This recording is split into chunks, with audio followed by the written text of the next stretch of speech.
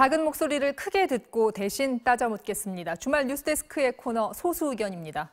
오늘은 필기와 1, 2차 면접에서 1등을 하고도 금감원이 유력 인사의 아들을 특혜 채용하면서 대신 탈락한 피해자의 사연을 보도합니다. 법원이 이 피해자에게 8천만 원을 배상하라고 판결했습니다. 금융권 채용 비리와 관련해 처음 나온 배상 판결이지만 채용 결과를 뒤바꿀 수는 없었습니다. 김재경 기자가 만났습니다. 지난 2016년 금융감독원 공채에 지원했던 오모 씨. 최종 면접까지 갔지만 불합격 통보를 받았습니다. 하지만 검찰 수사를 통해 채용 비리가 있었다는 사실이 드러나자 작년 12월 금감원에 입사하게 해달라며 소송을 냈습니다. 백도 없고 돈도 없는 그런 취준생들은 도대체 뭘로 자기를 증명하며 어떤 방식으로 세상을 살아가야 하는지. 약 10개월 만에 1심 판결이 나왔습니다. 서울 남부지방법원은 금융감독원이 오 씨에게 8천만 원을 배상하라고 판결했습니다. 금감원의 불법 행위로 오 씨가 정신적 고통을 받은 사실이 인정된다는 것. 판결문에 드러난 금감원 채용 과정은 황당합니다.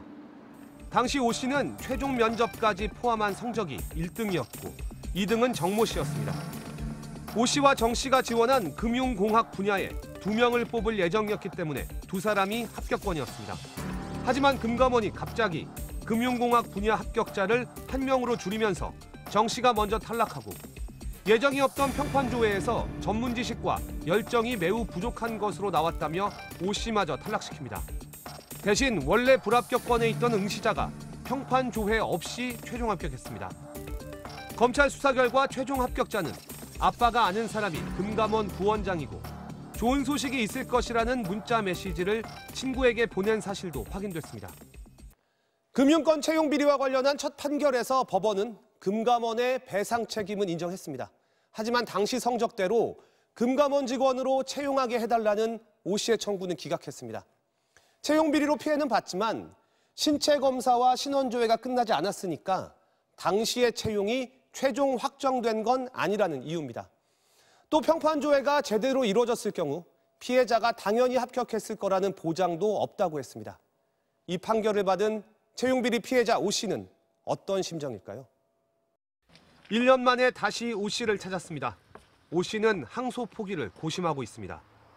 대법원까지 가면 한 2, 3년 더 걸릴 텐데 나이가 이제 30 중반인데 금감원 쪽에서 시간을 끌수록 저한테는 불리한 상황.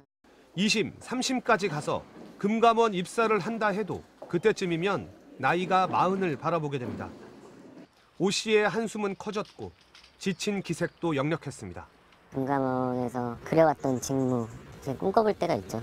금융정책이나 이런 것과 관련된 직무를 하고 싶었는데 그런 기회를 박탈당한 느낌은 있죠. 채용 비리에 대한 정부의 지침대로라면 최종 면접 단계 피해자는 즉시 채용해야 합니다.